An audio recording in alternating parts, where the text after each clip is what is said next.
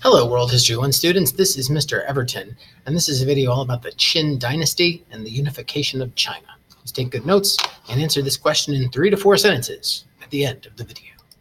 To start off with, this word is pronounced Qin. Not Quinn or Quine, but Qin, like this. Qin. You can also spell it like this. I don't think you're going to see that spelling in my class, but it is out there, so if you see it, it's the same word. And by the way, this is where we get the word, the English name for China. This is where we get that word from. Qin, China. So you know it's a big deal. Why is it a big deal?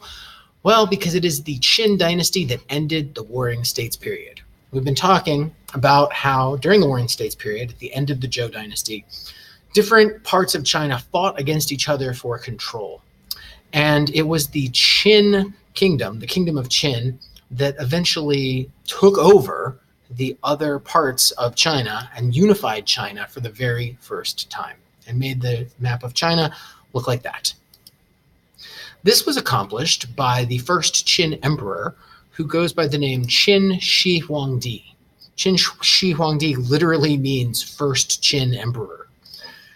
He was able to defeat his neighbors, the other warring states in the Warring State period. He was able to use iron weapons and a superior military and a larger population in order to defeat them. And he named himself the first Qin Emperor and declared that his dynasty would last for 1,000 years. And so he was the first Qin Emperor. He anticipated that there would be many, many more Qin emperors.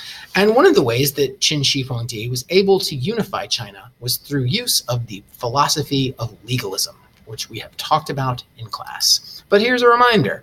What is legalism all about? Well, for one thing, legalism is like super anti-Confucius. Poor Confucius. The legalists do not like him at all. According to legalism, people are inherently selfish. Everything everyone does is self-motivated. Everybody's just trying to get paid or fed or whatever it is their like base human wants and desires are. They're just trying to get those things met. And they will do anything that is needed in order to have that happen. And so the way to control people then, and you have to control people, if you want there to be order, you have to control people with lots and lots of laws. The more laws, the better. It's called legalism for a reason, right? Many, many laws. And these laws are then accompanied by many punishments and rewards. If you break the law, you are punished. And if you obey the law, then you are rewarded with a government job and high pay and increase in your social status. But that's if you follow the law. But if you break the law, you might be tortured like this man. You might be boiled in a pot of oil. You might have your hands cut off. You might be buried alive. Some other accomplishments of the Qin Dynasty. They used legalism in order to help unify China. They also used a unified currency. During the Warring States period, there were many different Chinese kingdoms. Each had their own particular kind of currency.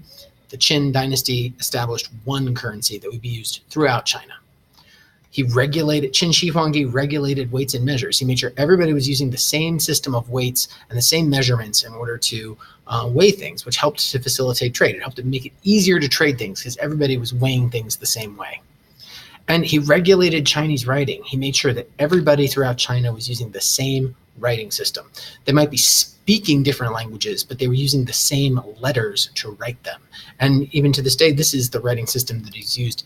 An adapted version of it is used in China today.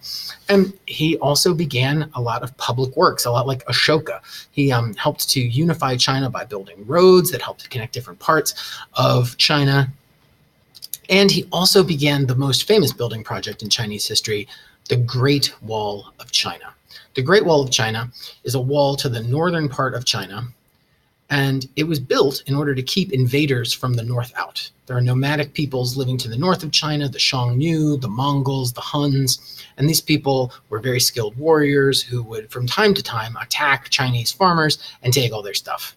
And so Qin Shi Huangdi he oversaw the construction of the Great Wall of China, which took a whole lot of time and energy, and he forced peasants to do this in their free time. Many people lost their lives building the Great Wall of China. There it is on the map. This is what the Great Wall of China looks like today. In Qin Shi Huangdi's day, it was actually a lot simpler and a lot smaller, but it was very long and it did run the length of northern China. And you can see it on this map here. That map outlines some of the places where the Great Wall was located. Another building project that Qin Shi Huangdi had was he had a really elaborate tomb built for himself, and he had artisans create these very famous terracotta soldiers who each one is unique and individualized with an individual face and its own specific characters, and they're life size.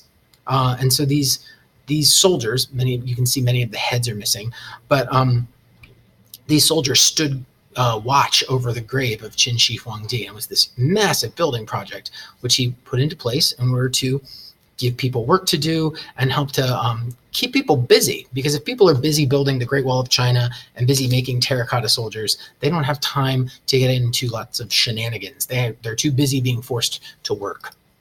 So to summarize, Shi Huangdi was the first emperor of China. He was the main ruler of the Qin Dynasty. He practiced the political philosophy of legalism, and he helped to centralize China by making a unified currency, making sure that everybody was using the same writing system.